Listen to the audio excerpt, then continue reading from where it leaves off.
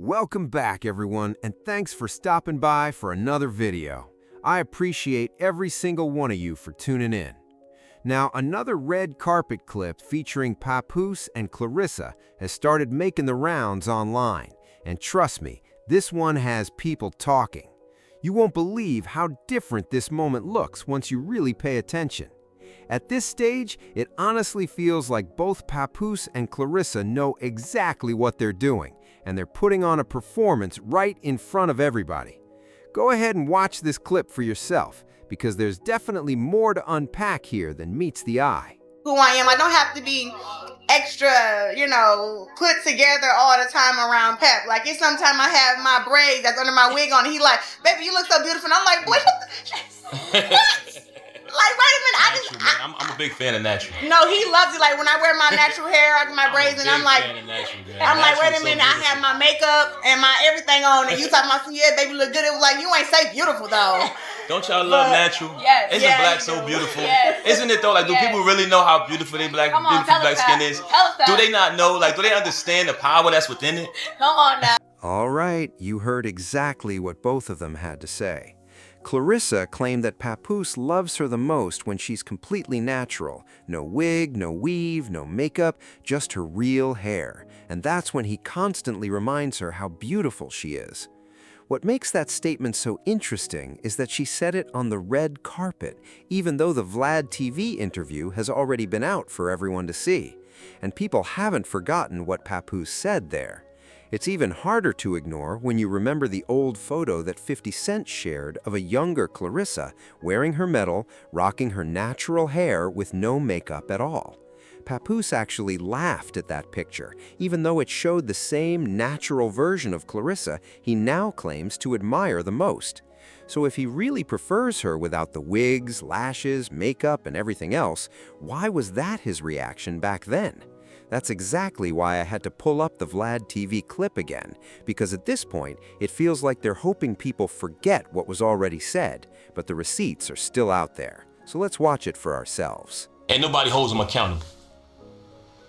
Well, the whole apology went like this. He said, okay, the truth is I'm a Claressa Shields fan. I think she's an amazing fighter, and she got a big fight coming up. So I'm going to chill and let her focus. Let's go, champ. Yeah, it was bullshit. You seen the picture that he posted? An old picture of yeah, it was an old picture. She got plenty of beautiful pictures when she's prepared for it, not when she's coming out of the ring. This is exactly the point I've been trying to make the whole time. Why laugh at that picture and treat it like 50 Cent posted it to embarrass her, when Claressa is now standing on the red carpet saying that's the version of herself Papoose loves the most? Then you hear him talking about how much he prefers a natural look, and honestly, it feels like there's a completely different conversation happening behind closed doors. That's why all of these polished red carpet moments come across as performative, almost like they're quietly sending messages to each other while everyone else watches.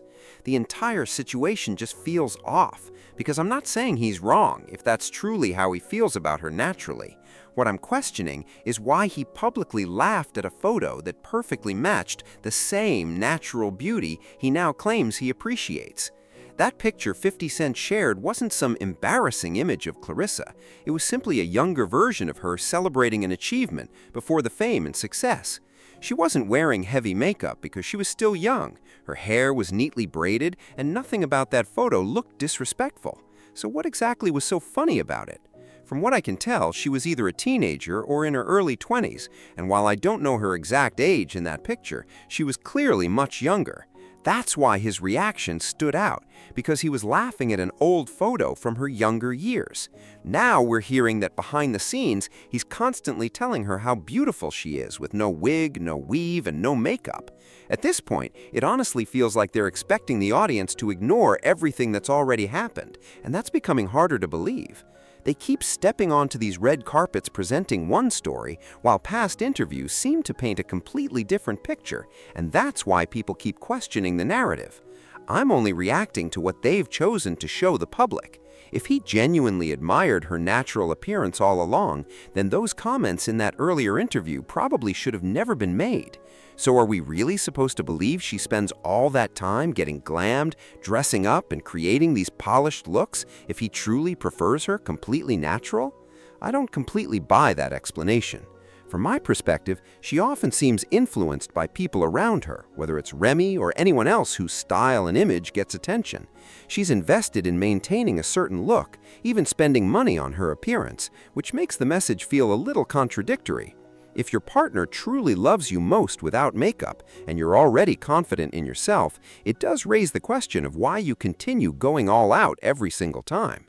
We've all seen both Remy and Claressa without makeup before, so that's exactly why this conversation keeps coming back around. One thing people have noticed is that Remy has never seemed afraid to be seen without makeup, whether she's fully glammed up or keeping it completely natural. That's why Papoose's comments about Claressa leave me with more questions than answers, because something about this entire situation just doesn't seem to line up. I'm sticking with that opinion because everything about these recent appearances feels overly rehearsed and forced. Watching them on the red carpet, especially after that older interview already exists, makes the whole moment come across very differently. Anyone can go back, watch the Vlad TV clip, and see Papoose laughing at the younger photo of Claressa that 50 Cent shared online.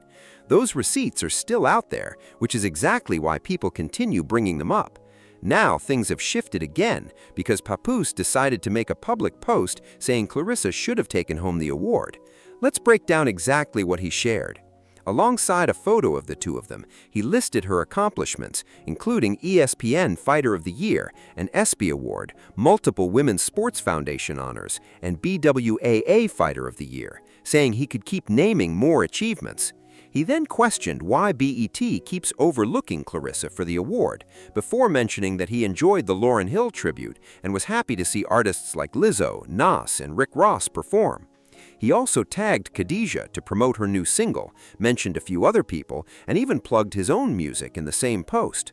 Once again, the message seemed to suggest that Claressa should have been the winner, even though someone else ultimately received the honor. Whether the winner is a boxer or not, awards are decided based on the criteria chosen by the organization, and the judges clearly believed that the athlete earned it. Think about it. If the roles were reversed and another nominee publicly complained after Claressa won, a lot of people would probably label that person a sore loser. It's fair to ask whether the reaction would be any different if the situation were flipped. That's why the criticism surrounding the post has sparked so much debate online. When they say BET is robbing her, I don't necessarily see it that way. Awards usually reflect more than just talent inside the ring. They often consider overall impact, visibility, and the body of work during that period. That's why some people believe her recent activity simply wasn't enough compared to the eventual winner. Whether you agree or disagree, that conversation isn't new, and fans have been debating it for a while. The timing of the post also led many people to wonder whether the loss bothered them more than they wanted to admit. Interestingly, Claressa didn't publicly address it herself, and that may have been intentional. She probably understood that people were already expecting a reaction because of how outspoken she's been in the past, especially after previous award results. At the end of the day, being named ESPN Fighter of the Year is a huge accomplishment, but it's not automatically the deciding factor for every other award. Branding, public image, influence, and overall visibility can all play a role. Whether Papoose was simply defending her or trying to shift the conversation is up for interpretation, but people definitely noticed. Instead of moving past the result, this response only gave fans another reason to keep talking about it. Now let's switch gears because Claressa also shared a clip from a private flight leaving Los Angeles. In the video, she appears to be traveling with Ray J and Johnny Blaze, and the footage has already started making its rounds online. Let's check it out and see why it's getting so much attention. Girl, better stop tripping. I sent 100,000. I know they don't have this. Why are all of we on the flight? Why are we all on the same flight? Because we trying to get the fuck home. Claressa gonna train me. Hold on, let me get over here. They're trying to get me. They trying to get me. Johnny. No. Claressa gonna train me. She is? And I think so. She said if I'm serious. Are you serious? Yep. Let me see your muscles right now. Come on, one day. Yeah. Okay, we'll do something. Yeah. Get out of here, okay. We all on the same plane. You know what's up? Oh my God. I can't even use them no more. They advance me. So, from what we can see in the video, Claressa is on the plane with Ray J and Johnny Blaze, but I never actually heard or saw Papoose. That doesn't automatically mean he wasn't there. He could have already headed back to New York, but based on the footage, there's no clear sign of him. What did stand out, though, was Ray J jokingly asking Claressa to train him for his upcoming fight, and she played right along by saying she'd help him get ready. Ray J even joked that Claressa wasn't taking his fight seriously, despite the fact that he still hasn't reportedly been medically cleared to compete. That's where things start getting interesting, because if you've got a major fight of your own coming up, wouldn't your main focus be preparing for that instead of entertaining someone else's training session? Especially when your opponent is being promoted as a serious challenge, every minute of preparation should matter. Instead, moments like this make it look like the priorities are all over the place, and that's exactly why people are questioning the bigger picture. Another thing that raises eyebrows is the company she's keeping. Personally, I don't know how much I'd rely on someone like Ray J if the goal is staying locked in and focused before such an important fight. A lot of fans believe she's trying to expand into the entertainment and streaming world, possibly setting herself up for opportunities after her August bout. If that's the strategy, it explains some of these public appearances, but it also opens the door to more criticism. Then, people wonder why awards haven't gone her way, and fair or not, perception always plays a role. It's not just about talent, it's about timing, consistency, and the image you're presenting.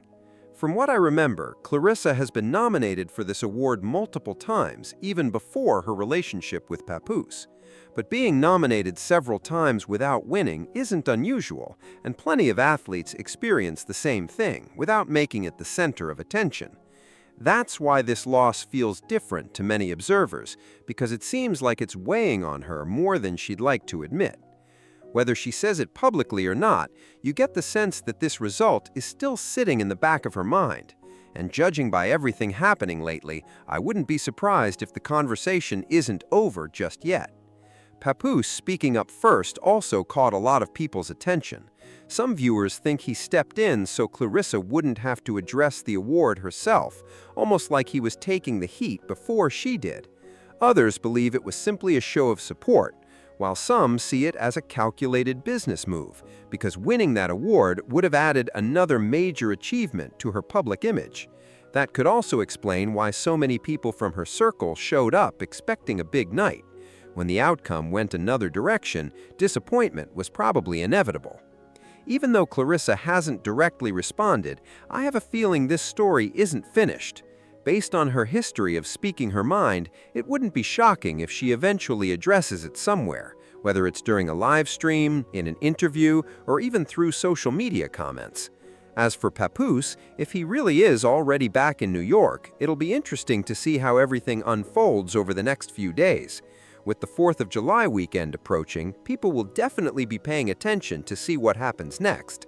Until then, let me know your thoughts, because this entire situation feels stranger every time a new clip surfaces. Ray J asking Claressa to train him may have been a joke, but the whole interaction came across more like a spectacle than a serious conversation, and that's exactly why it's getting so much attention.